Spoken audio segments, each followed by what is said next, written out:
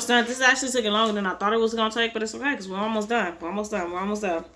Are we squeezed? We are. We're on chapter 28. Now, page 227. There is.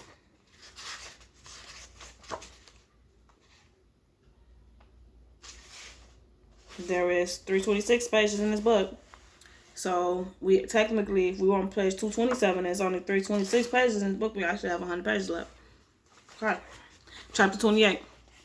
I've been back in the country a month. The first time in nearly 10 years when I saw her photo. I was flicking through a copy of the Mail on Sunday that had been left behind in the caf. Some greasy spoon in Huddersfield. It was a few weeks out of date. Middle of March 2017. But I began reading it anyway. It was the name in the caption I recognized. Because it was my name. Elizabeth Elliott. What a coincidence. I thought as I sipped my coffee and reread the story of a teacher who had saved the life of a pupil in a fire. A teacher with the same name as me. Not that I was a teacher. I never did take up my place as a teaching at the teaching training college. It wasn't what I really wanted to do. I stayed on to Thailand for a few years instead. Then I traveled around the world, working in bars and restaurants, always moving on after a few years. Then I met a Spanish man, Mato, and fell in love, and we were happily living in Barlow until everything went tragically wrong 3 months ago. I only returned to England because my dad had died to see if the bastard had left me anything. I was his only child, his next of kin, and I needed money since I ran from Mato. It didn't dawn on me at first. It wasn't until I looked closer at her picture, noticing those large hazel eyes and a smudge on her right arm and her sleeveless blouse.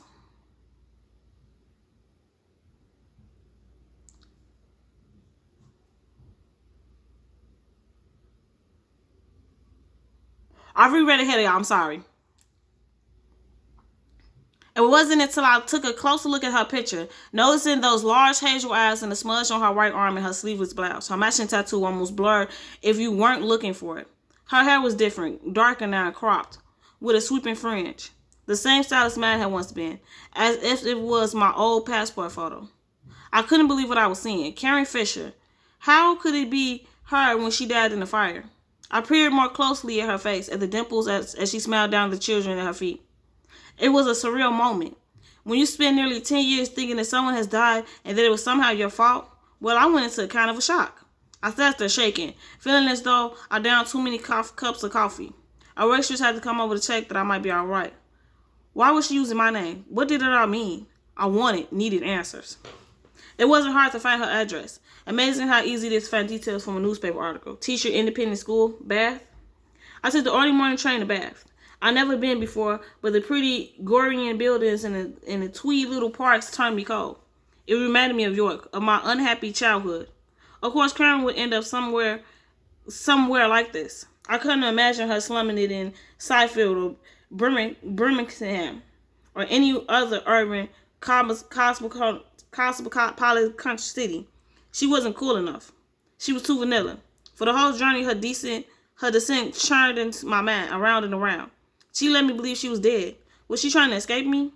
Maybe she had been rescued and ended up in the hospital. But I rung around all the hospitals. She never been admitted. Yeah, she was trying to get away from you. I read it outside the school that wet day at the end of March. A story by my umbrella. I recognized her straight away despite her change of hairstyle. From a distance, she could have passed for me, I suppose.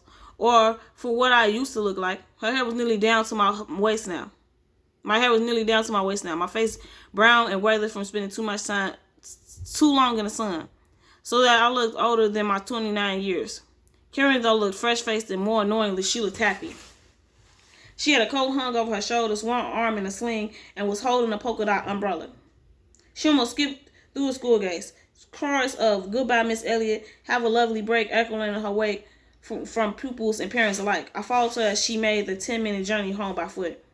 I saw her enter a basement flat in a wide, busy street and watched from the pavement above as she kissed a tall, handsome man with blonde hair in the kitchen.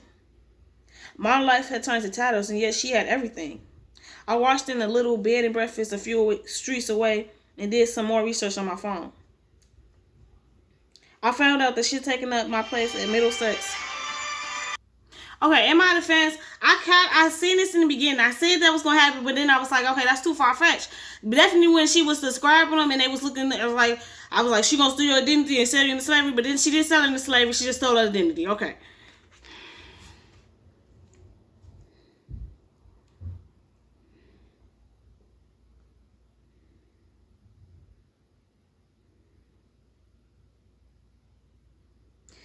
So she didn't have her degree on her own. I remember. So she clearly had to pretend to be me to use mine. My purse, passport, national insurance number, everything had been in my back pocket. I thought it had been destroyed by the fire. Your Karen must have had them all this time. I never had anybody so much in all my life as in that moment. The anger was so deep, it swelled and grew so that I felt pregnant with it. The bitch had stolen my life, and I was determined to get it back. I don't know whose side I'm on. Am I on Libby's side? Do we want her to get her life back, or are we on Karen's side because she did drug Karen? You know, so she was wrong. I made inquiries at the school, found out that they were on their Easter break. I circled around inside her flat, but it was always in the dark. Although I once noticed the old Biddy from upstairs watching me from her bay window.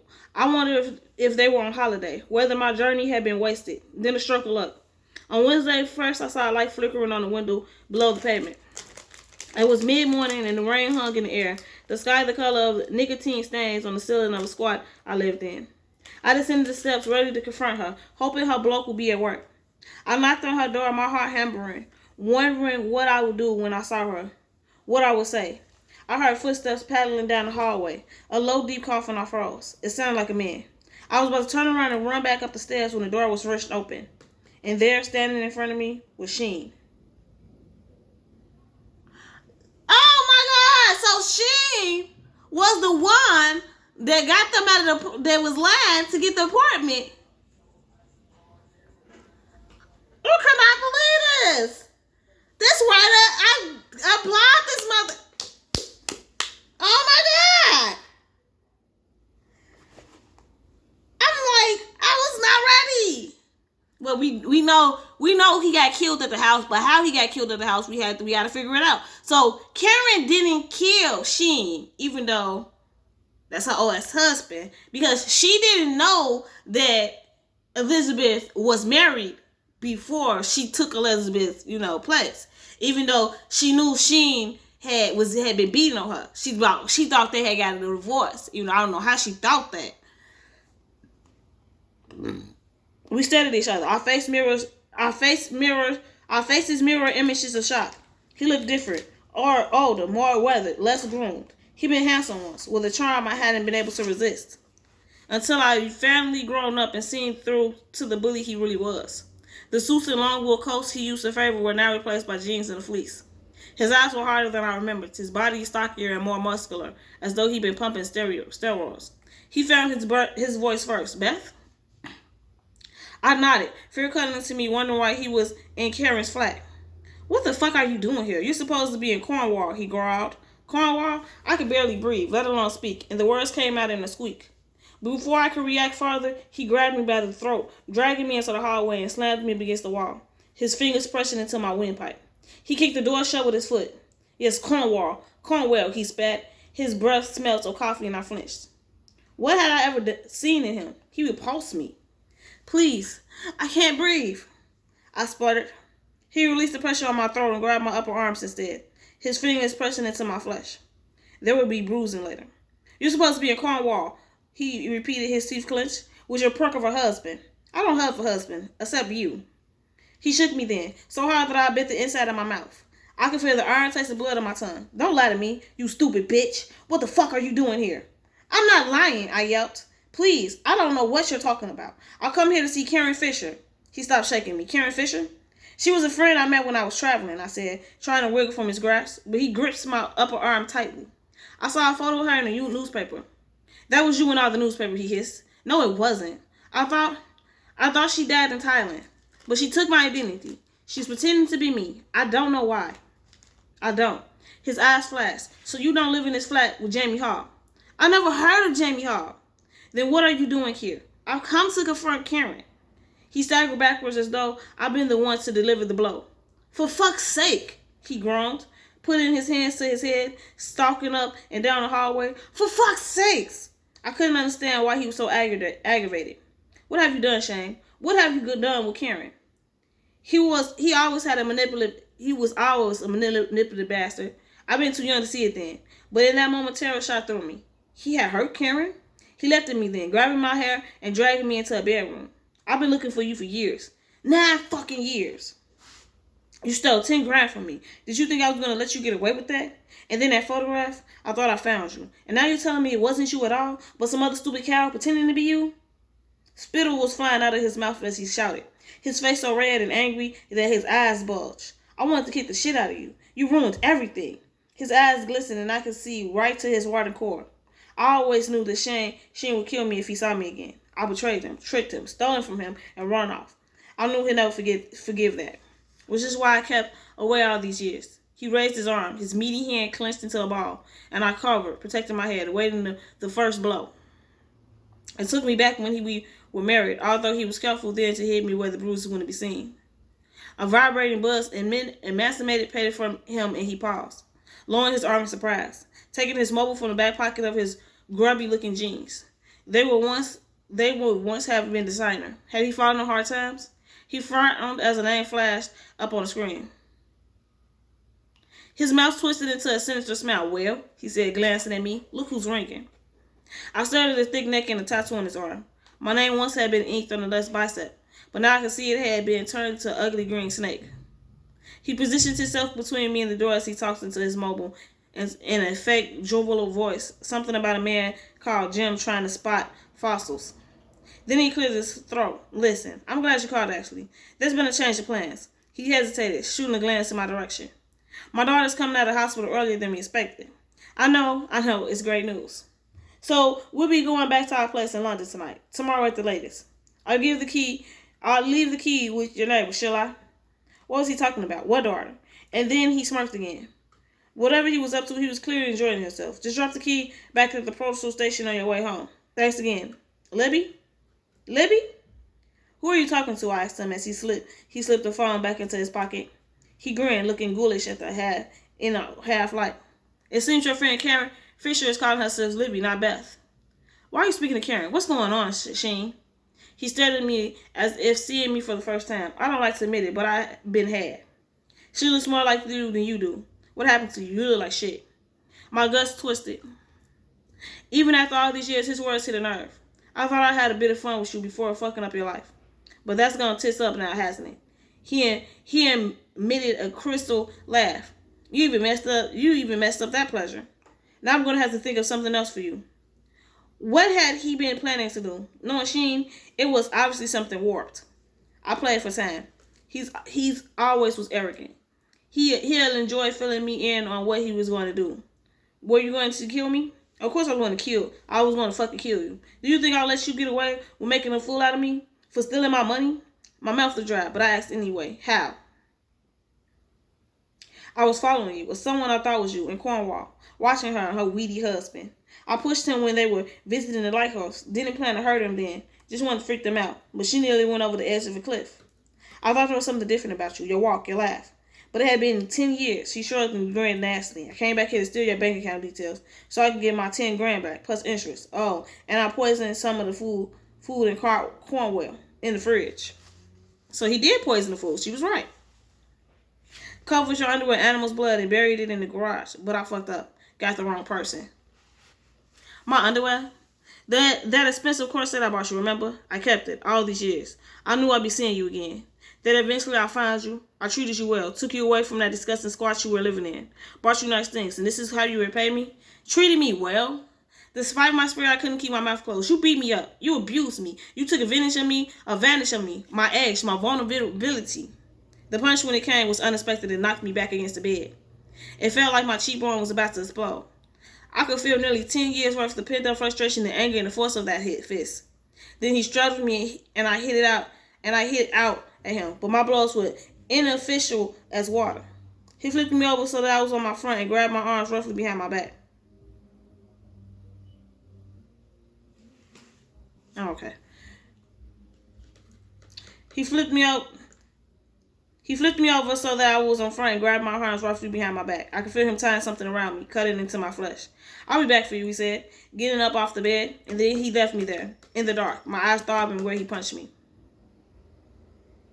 As soon as I heard him slam the front door, I worked on loosening my ties. I sat up against the wooden headboard and ran my wrist against the sharp edges, gradually sawing away. He used some type kind of thick rope. Did he carry it around with him? Nothing would surprise me with that psycho. I was sweating as I toiled away, and my wrists were rubbed raw. But I eventually managed to cut through the tape. She had been too cocky. He had forgotten that I had enough practice at this when we were married. I jumped up, glancing around the bedroom that Karen slept in, modern and clean. It was Saturarian old furniture. Her dressing table cluttered with different potions and perfume bottles. A photo of her and her husband sitting proudly amongst the mess. Sheen had called him Jamie Hall. I needed something hard, heavy, something to use as a weapon for when he came back. I opened her wardrobe, hoping to find a sharp stiletto steel of a heavy boot to smacking with, but there were only trainers and ballet flats, no heels at all. And then I spotted something shoved in the corner of the wardrobe amongst some summer clothes and handbags, something familiar. I leaned in and grabbed it. The stone was cold under my fingers, the Buddha that Harry had given her. Why had she kept it? Did she still yearn for him? The one that got away? I thought it would be okay carrying me. Two strong women escaping our past without the need of a man. But she betrayed me. You betrayed her first. Just to be clear. The law teacher carrying a lesson gave me the impetus and the strength I needed. That's the thing about me and Sheen. We were more alike than he realized. Perhaps that's what had attracted us to each other when we were young. We would have made a great team if we weren't constantly trying to outdo each other with our power struggles to come out on top. Then I thought of Meto, kind and loyal Meto, with his big brown eyes that would always look sleepy. My heart twisted with longing for him. He kept the darkness at bay. He had made me want to be a better person, but he seen through me in the end too. The room was drenched in darkness. Where was Sheen? I daren't leave the bedroom in case he suddenly came back. I pocketed the Buddha. It was heavy enough to use as a weapon if needed. I didn't want to risk the front door, so I wrenched open the bedroom window and climbed into the garden. The light was dwindling, casting shadows on the overgrown grass. I wondered what was beyond the garden. Would it be easy to escape? Before fear could kick in, I sprinted across the lawn. Then I heard a bellow and turned my head, stumbling in my eagerness to get away. Sheen was clambering out the window. I ran for the bushes, but he was so quick, he was soon only an arm's length away. I forced down a shriek of terror and darted behind a large bush, my hand reaching inside my leather jacket for the Buddha. I crouched down, my breathing shallow, my heart beating so fiercely I was worried he would be able to hear it. "I know where you are, you stupid bitch," he called, sounding amused. He pierced around the bush. I screamed and swung the Buddha at him with all my might, smacking him in the temple, relieved and horrified that the ornament made contact with his skull.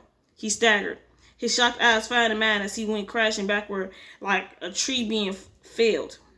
Fear took hold of me so that for a few moments I was rooted to the spot, staring at the dent in his skull and the arch of blood that had sprayed from the back of his head, staining the grass red.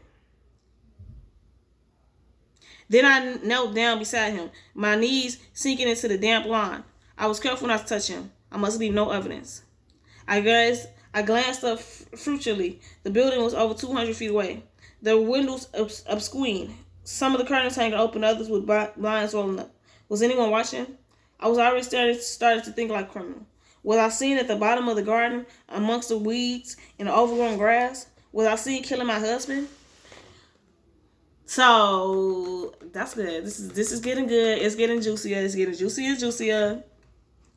As we get closer to the fucking end, it's getting juicier and juicier. I think now I can say we should, after this one, 3 more videos, and I apologize, and I understand if you unsubscribed.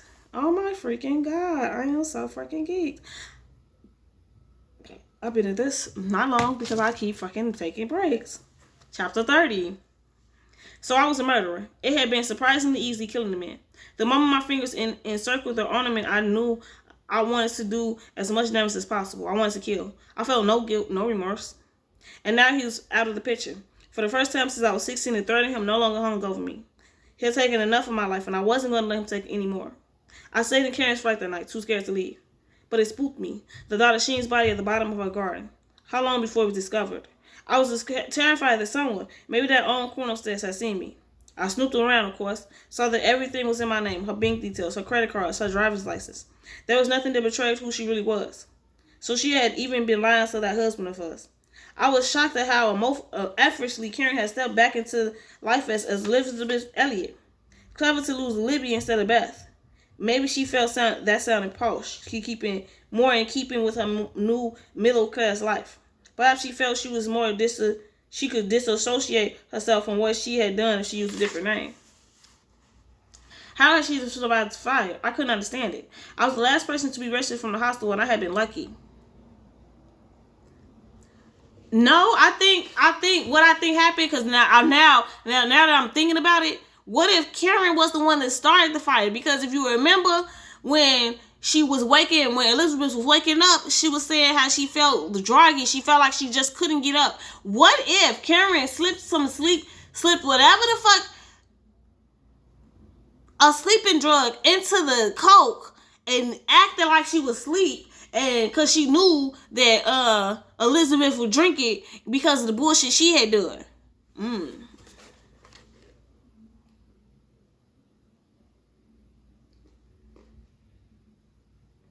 100.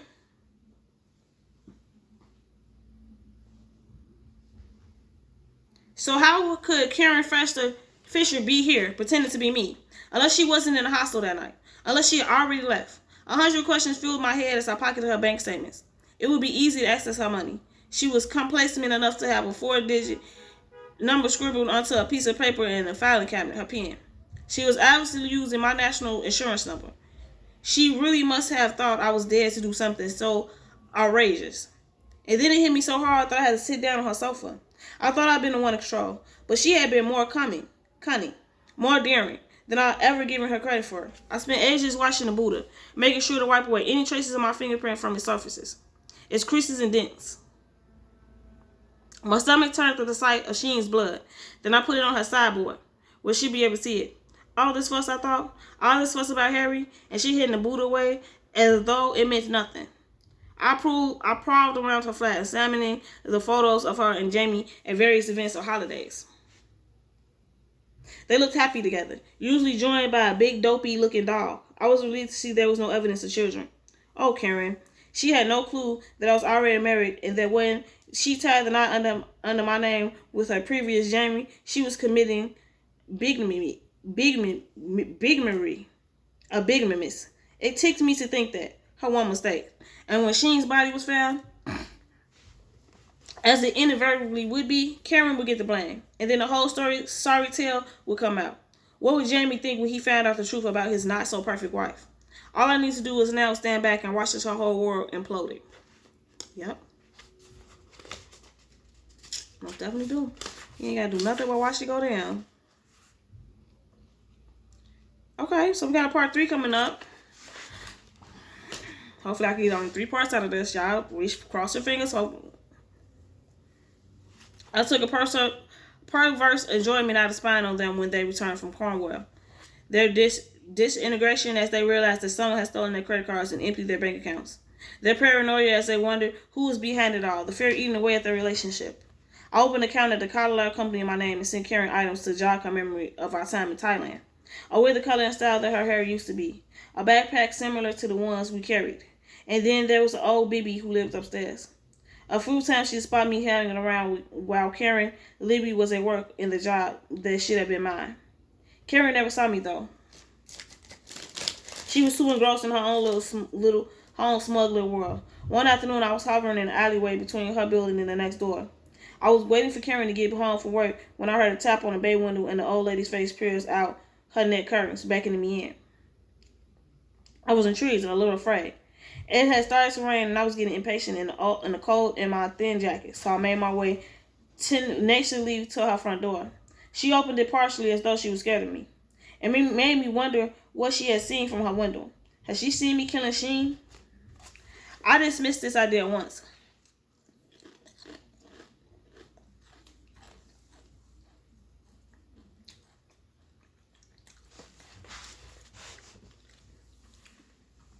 If she had seen me, she wouldn't be inviting me into her home, would she?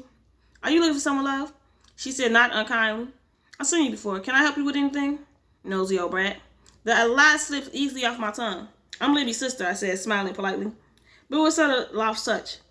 I don't know whether I'll be welcomed, I shrugged. Averting my eyes shyly and shuffling my feet staring down at her Victorian floor tiles. She opened the door then, as I knew she would, and invited me inside. My hands were so cold that they burned with chill blains in the too warm house.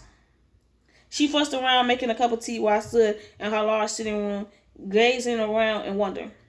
It was cozy, with knickknacks covering every surface and gilt edge placed on the wall. Old-fashioned but homey, the sort of place I would have loved to have grown up in, instead of the sparsely furnished varsity with pictures of Christ above the beds. My eyes went to the array of photos on the mantelpiece, all showing her another life, various stages of being young, happy, and in love. She had been pretty once, the black and white photos reminiscing me of an actress from old films, with her pin curls and her dark lips. An old-fashioned radio sat on a shelf with the male presenter talking in dulcet tones. I found his voice soothing. She noticed me looking and turned it down with a self-conscious smile. I always have it too loud, but it's company. I found myself nodding. I wondered if she was lonely like me. I'm Evelyn, she said. Please take a seat. She indicated the chair by the window. She had a tea tray on the side table next to her with a teapot and 2 china cups. Was she expecting someone? She offered me tea and I nodded, blindsided, while she poured and handed me a cup. As I sat there numb and unsure as to what I was hoping to achieve, she reached over and took my hand. Her eyes going to the bruise on my cheekbone. Libby has never mentioned her sister, she said. Oh, a family rift. A long time ago. Has she told you much about her family? She shook her head. No, not really. She said once her mom had died. Libby is very private. But she's a lovely woman. She will welcome you. I know she would. Don't be afraid, my dear. I felt a punch of jealousy to my gut. A lovely woman? Hardly. This Evelyn was like a godmother, and by the way she spoke about Libby, her eyes shining with pride, I realized how much she must care for her. All I ever wanted, was someone to care for me in that way. Maybe my mother had once upon a time, before unhappiness had seeped into her, changed her, making her bitter. And my father had always been hard. He loved God, but not much else. I had never known a happy home with lasting love. I imagined Evelyn would have made a good mother, a good godmother. The fight began to abstain as I sat there. As I realized I was afraid, I thought of how depressing hotel room. I thought of my depressing hotel room with a single bed, how alone I felt. Nothing but a few belongings to show for my 30 years of life. I yearned in that moment for my baby, for my child. She leaned forward, her eyes kind. What happened? And I found myself telling her about escaping the violent man, falling in love for the first time, having a baby, and how they were both taken away from me in the cruelest of ways. And now I was left with nothing while Libby had everything. Everything that could have been mine. Her pale blue eyes smarting with tears, and she gripped my hands in her knotted ones. Oh, my love, she said, and her face was so full of sympathy and kindness that I felt tears prick my eyes too. And Libby knows nothing about this? Well, we fell out before then, when we were young, over a boy. A silly argument, I shrugged. You know how those things can escalate. She sat back in her chair and picked up her knitting. I watched memorized as her needles flew back and forth, the soft lemon wool dangling onto her lap in a ball. And I noticed what she was knitting. Tiny little booties. Is someone having a baby? I said, thinking of my own stillborn baby. The pain in Mattel's eyes as realization dawned that we wouldn't be paying happy family after all. My dad's voice in my ear telling me this was God's punishment for being wicked. Her eyes lit up. They're for Libby. Libby? The word struck in my throat and I placed the cup and sauced it down on the side table with a shaky hand. She nodded. She hasn't told me officially, but I know. She smiled. I could tell when a woman's pregnant. I was a midwife, a long time ago. She gave a girly giggle, but my whole body was rigid with shock. Freely inching its way through my veins. She must have noticed that she added hurriedly, "Oh, my love, I'm so sorry. That was insensitive of me after your loss." I stood up hurriedly, knocking the side table over in my haste. My teacup clattered to the ground, sending cold tea down the legs of the table and puddled onto the wooded floor. Evelyn dropped her knitting at her feet, the wood unraveling. "Oh, my love, it's a shock. I'm sorry." I need to go. I can't do this. I stumbled away, blinded by tears. It wasn't fair. Carrie didn't deserve any of this. She had everything I wanted. Just as I was about to leave the room, I heard her groan. I turned back to see Evelyn clenching her heart, her face a strange color like putty. Evelyn! Evelyn! I ran over to her, but she slumped forward, a gurgling coming from her lips. I gently lifted her head, but her eyes were already lifeless, just like Sheen. A cold feeling crept into my heart, and I slumped to the floor next to her chair. The only person in months to show me kindness was dead. I sat with her until it grew dark, and sneaked out of her flat by the back door. My dad had been right about me. I was bad through and through. I had the devil in me. I destroyed everything I touched. I think the old lady died of a heart attack from old age. I don't think it was her. So we was Karen in the first part. We was Beth in the second part. Who would we be in this third part? Who would we be? It's about to come to an end. I'm thirsty.